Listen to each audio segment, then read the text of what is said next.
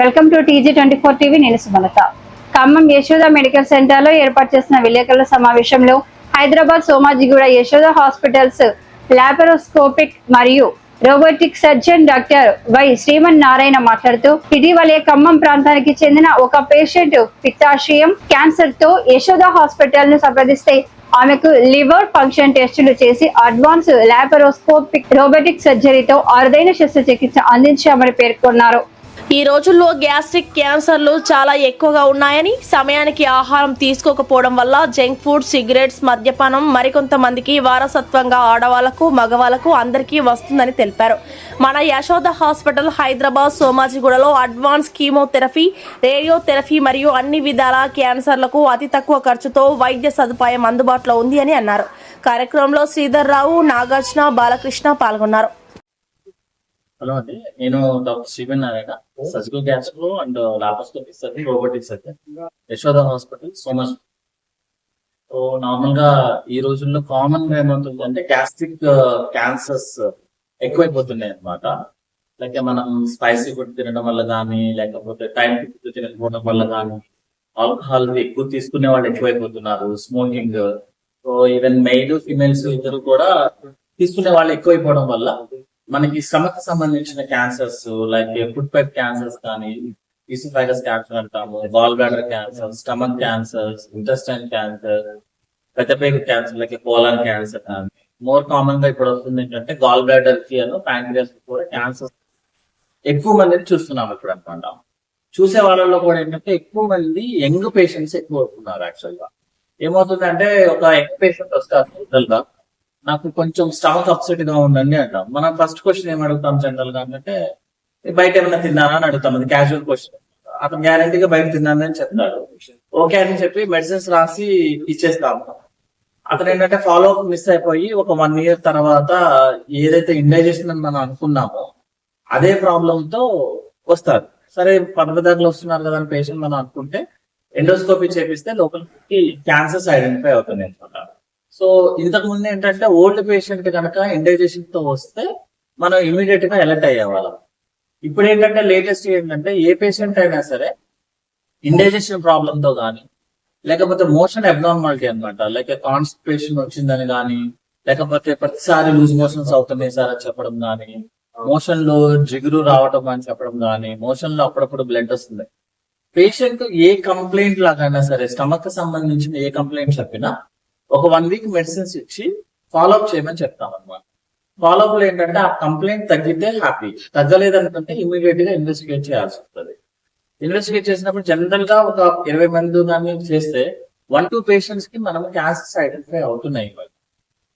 కాకపోతే young patient కదా అని చెప్పి మనం నెగ్లెక్ట్ చేస్తే యంగ్ పేషెంట్స్ లో వచ్చే క్యాన్సర్స్ చాలా డేంజరస్ క్యాన్సర్స్ అండి. అంటే చాలా మంది 50 to 60% వాళ్ళకి ఏంటంటే ఆల్రెడీ స్ప్రెడ్ అయిపోయిన వాళ్ళు వస్తున్నారు యాక్చువల్లీ. సో యంగ్ పేషెంట్స్ కి వచ్చింది అంటే అర్థం ఏంటంటే వాళ్ళకి ఫ్యామిలీలో ఎవరికైనా వచ్చి ఉండొచ్చు, లేకపోతే అతను జెనెటికల్ గానే ప్రాబ్లం అయి ఉండొచ్చు. సో ఎందుకు చెప్తున్నామంటే యంగ్ పేషెంట్ అని కాదు, ఓల్డ్ పేషెంట్ అని కాదు, ఎవరైనా సరే స్టమక్ అప్సెట్ రిపీటెడ్ గా స్టమక్ అప్సెట్ అవుతుంది అంటే ఫస్ట్ ఒక ఎండోస్కోపీ, కొలోనోస్కోపీ చేయించుకుంటే ఏంటంటే అందులో ఏదైనా ప్రాబ్లం ఉంటే ఆ ప్రాబ్లం బేస్ చేసుకొని మనము ట్రీట్మెంట్ ఇవ్వడం ఈజీ అవుతుంది. ఇప్పుడున్న లేటెస్ట్ టెక్నాలజీ ప్రకారం ఏంటంటే ఈవెన్ క్యాన్సర్ మరీ లివర్ కి స్ప్రెడ్ అయిపోయింది, బాడీకి స్ప్రెడ్ అయిపోతే తప్ప ఎనీ క్యాన్సర్స్ ని మనము సర్జరీ తర్వాత కీమోథెరపీ ఇచ్చి, లేకపోతే అవసరమైతే రేడియోథెరపీ ఇచ్చుకొని క్యూర్ చేయొచ్చు.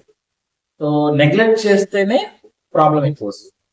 సో మేము ఒక యంగ్ పేషెంట్ వాళ్ళు వచ్చారు, ఇండైజెషన్ ప్రాబ్లం సేమ్ ఈ ఏరియా సంబంధించి. ఆల్రెడీ అన్ని హాస్పిటల్స్ తిరిగేస్తున్నారు కానీ అల్ట్రాసౌండ్ ఎవరు చేయించుకోలేదు. ఇప్పుడు ఏమవుతుందంటే ఏదైనా ఒక టెస్ట్ రాయాలంటే కూడా ఏంటంటే అనవసరంగా రాస్తున్నారు. చిన్న ఎస్డిటి ప్రాబ్లమ్ కి కూడా స్కాన్ చేస్తారా అన్న క్వశ్చన్ తో కొంతమంది నెగ్లెక్ట్ చేస్తున్నాం అనమాట, అంటే రాయడానికి కూడా. సో నా దగ్గర కూడా సేమ్ అదే ప్రాబ్లము. వచ్చారు, ఎగ్జామినేషన్ చేస్తే ఎస్డిటి ప్రాబ్లం లాగా అనిపించింది 2 weeks బ్యాక్. స్కాన్ రాయాలా వద్దా అనే డౌట్ తోనే, కాకపోతే అతను ఆల్రెడీ ఒక 2-3 హాస్పిటల్స్ తిరిగేసి తగ్గలేదని వచ్చాడు కాబట్టి మేము స్కాన్ రాసాం. స్కాన్ తో లివర్ లో మొత్తం స్ప్రెడ్ అయిపోయింది క్యాన్సర్. పేషెంట్ ఆల్మోస్ట్ 30-35 ఉంటారు అనమాట అంతే. సో ఎగ్జామినేషన్ చేసి అసలు ఏంటి పరిస్థితి అంటే అతన్ని డీప్ గా క్వశ్చన్ చేస్తే ఏంటంటే అతనికి మోషన్ లో బ్లడ్ వస్తుంది, బ్లడ్ మిక్స్ అయ్యి వస్తుంది. బ్లడ్ మోషన్ కూడా ఏంటంటే నలుపు కలర్ లో వస్తుంది అనమాట. సో మనకి దగ్గర ఇప్పుడు ఉన్న ప్రాబ్లం ఏంటంటే వెస్ట్రన్ టాయిలెట్స్ వల్ల ఏంటంటే మనం మోషన్ చూసుకోవడం అనేది జరగట్లేదు. ఒకవేళ జరిగినా కూడా మనం ఏదో ఇబ్బంది లాగా ఫీల్ అవుతాం అనమాట. సో కానీ ఏంటంటే మనకి ఏదైనా ప్రాబ్లం ఉంది అనుకోండి, ఫస్ట్ మన బాడీ చెప్తుంది అనమాట. అంటే నీకు ఇబ్బంది ఉందండి, లైక్ కొంతమంది వేడి చేసింది అంటారు, కొంతమంది ఇండైజెషన్ ప్రాబ్లం అంటారు, కొంతమంది అజీర్ణ చేసింది అంటారు. ఏదైనా సరే ఏంటంటే మన బాడీకి ఏదైనా ప్రాబ్లం వస్తే మన బాడీయే చెప్తుంది ఫస్ట్, దాన్ని మనం నెగ్లెక్ట్ చేయకూడదు. రెండోది ఏంటంటే మన యూరిన్. సపోజ్ యూరిన్ బాగా కాన్సన్ట్రేటెడ్ గా వచ్చిందంటే మన బాడీలో ఏదో ప్రాబ్లం ఉన్నట్టే లెక్క. మూడోది ఏంటంటే మోషన్ లో కనుక ఎల్లో కలర్ సింగిల్ మోషన్ కాకుండా మల్టిపుల్ సైడ్ మోషన్స్ అవ్వడము, మోషన్ లో జిగురు రావటము, మోషన్ బ్లాక్ అవ్వటము, మోషన్ బ్రౌన్ కలర్ కానీ, మన దగ్గర ఏదైనా కలర్ వచ్చింది అనుకోండి, ఫస్ట్ మనమే ఏమనుకుంటామంటే నిన్నేదో బీట్రూట్ తిన్నాము, నిన్నేదో తిన్నాను అందువల్ల మోషన్ ఇలా వచ్చింది అనుకుంటాం. ఒక ఫుడ్ ఐటమ్ వల్ల మోషన్ కలర్ జనరల్ గా చేంజ్ అవ్వదు, కానీ మనం అలా అనుకుంటాం, అంటే నెగ్లెక్ట్ చేస్తాం.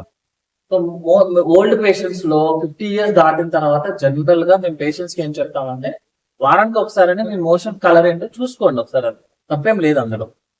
సో అతను కూడా ఏంటంటే నెగ్లెక్ట్ చేసింది ఏంటంటే అతను మోషన్ కలర్ బ్లాక్ వస్తుంది, అతను అది మిస్ అయిపోయాడు ఆయన. అదే కనుక అతను ముందు ఎప్పటి నుంచి బ్లాక్ వస్తుంది అంటే నాకు రెగ్యులర్ గానే బ్లాక్ వస్తుంది అన్నారు 2-3 years నుంచి. సో అతన్ని 2-3 years ముందే ఐడెంటిఫై చేసేవాళ్ళం. తర్వాత కీమోథెరపీ ఇచ్చాము, బాగానే సెట్ అయ్యింది, సర్జరీ చేసాము, is now okay. But problem ఏంటంటే వీళ్ళకి జనరల్ గా మళ్ళీ వచ్చే ఛాన్సెస్ ఎక్కువ ఉంది. సో ఏమన్నా బాడీలో కనుక మనకి ఏదైనా ప్రాబ్లం ఉంటే జనరల్ గా మనం కొన్ని మెడిసిన్స్ యూజ్ చేస్తాము ఇంట్లోనే 1-2 days.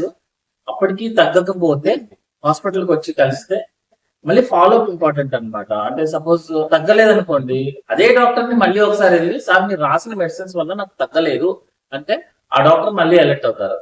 కాబట్టి మన దగ్గర ఉన్న ప్రాబ్లం ఏంటంటే మళ్ళీ డాక్టర్ ని మార్చేస్తాం. సో ఏంటంటే ఫాలో అప్ ప్రాబ్లం అవుతుంది.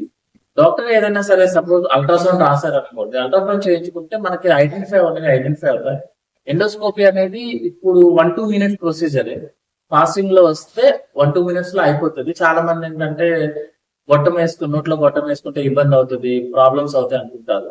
బట్ డౌట్ఫుల్ గా ఉన్నప్పుడు జనరల్ గా ఎండోస్కోపీ చేయించుకొని లోపల ఏదైనా అల్సర్స్ కానీ క్యాన్సర్స్ కానీ ఉంటే దానికి ట్రీట్మెంట్ ఉంటే సరిపోతుంది. Hi, నేను మీ Satyasri. Please do subscribe TG24 TV.